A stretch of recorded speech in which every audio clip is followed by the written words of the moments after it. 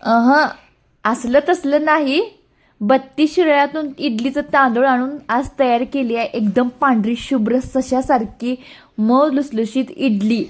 बघितले ना व्हिडिओमध्ये, अगदी स्पंजी, खूप छान टेस्टी तयार झाली. दरवेळेला मी रेशनिंगचं किंवा घरामध्ये जे फडफडीत तांदूळ असतो ना त्याचा वापर करून इडल्या तयार केल्यात. पण आज डायरेक्ट 32 शिराळ्यातील तांदूळ जे इडलीचं मिळतं ना त्या तांदळापासून छान अशा इडल्या तयार केल्यात.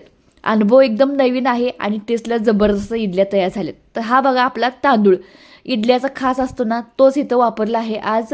तर आमची पाहुणीबाई आहे शिळ्यामध्ये, तिनं मला इथं तांदूळ दिलाय. बघ म्हणले हे तांदूळ घे आणि व्हिडिओमध्ये दाखव, असं तिचं म्हणणं होतं. दाखवलंय बघ बाई. उडीद घालायचं 1 वाटी, सगळं जिन्नस आहे ते 2-2 चमचे घातलं आहे.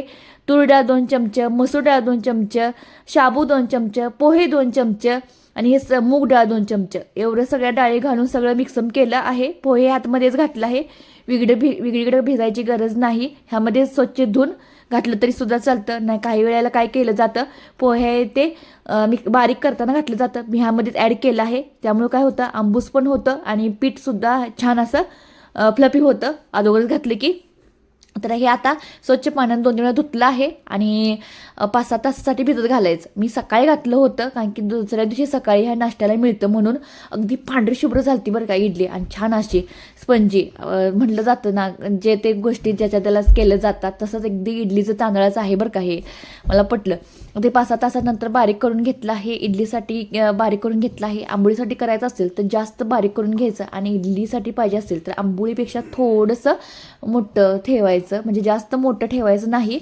तर आता हे सगळं पीठ आपण बारीक करून घेतलं आहे. मिक्स करायचं 1-2 मिनटं असं एकदम गरगर, आणि हे सुद्धा पीठ आपण ठेवायचं आहे 5-6 तासासाठी. तर आपलं गणित बरोबरच असतं, सकाळी भिजत घातले की संध्याकाळी बारीक करायचं आणि सकाळच्याला करून घ्यायचं. तर तुम्हाला संध्याकाळी पाहिजे असेल तर संध्याकाळी भिजत घालून सकाळी बारीक करून संध्याकाळी केलं तरी चालतं. अशा पद्धतीने कधीही चालतं. कधी एकदा पीठ चांगलं भिजलं की तुम्ही सकाळ दुपार संध्याकाळ 3ही टाईम केलं तरी चालतो. हा पदार्थ खायला कंटाळ येत नाही, फक्त करायलाच कंटाळ येतो. तर आता ही पीठ झालं एकदम फ्लपी, एकदम जाळीदार. अगदी ते असतं ना आपण सोडा घातल्यानंतर तसंच अगदी हे पीठ तयार झालं आहे. बऱ्याच इडलीच्या रेसिपी आहेत आपल्या सोनाली किचनवर, नक्कीच जाऊन बघा व्हिडिओ.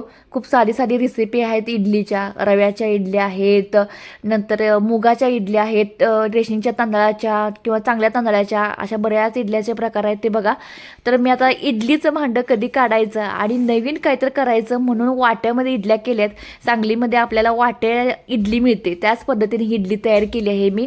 वाट्यासने तेल लावायचं, कढईमध्ये पाणी ठेवलं होतं, खाली आहे ती स्टँड ठेवलं होतं आणि त्या जे ते असतं बघा स्टँड केक वगैरे करताना ते स्टँड ठेवलं होतं. त्यावर आपलं मोदक पात्र ठेवलं होतं आणि नंतर ठेवलं होतं वाट्या. तेल लावून छान असं त्यामध्ये बॅटर घालायचं आणि 15 ते 20 मिनटं मिडियम फ्लेमवर हे उकळी मारून घ्यायचं.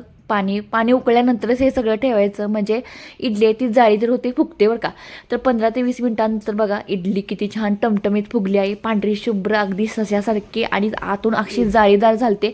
नो इनो किंवा कुठलाही पदार्थ घालायची गरज नाही, भिजत ठेवा अशा पद्धतीनं. आणि तांदळाच्या इडलीचं चव ना वेगळीच लागते. रव्यापेक्षा तर मला तांदळाच्याच इडल्या खूप आवडतात, कारण आंबूसपणा असतो आणि लागतासुद्धा छान. काही इनो वगैरे घालायची गरज पडत नाही. तर थंड झाल्यानंतर काढून घ्यायचं. तर तुम्हाला सांगते, जेव्हा इडलीचं आहे ते इडली भांड्यामधले असू दे किंवा वाटीमध्ये असू दे, थंड झाल्यानंतर काढलं ना व्यवस्थित निघते. काढायची म्हणजे इडली काढायची गडबड करायची नाही.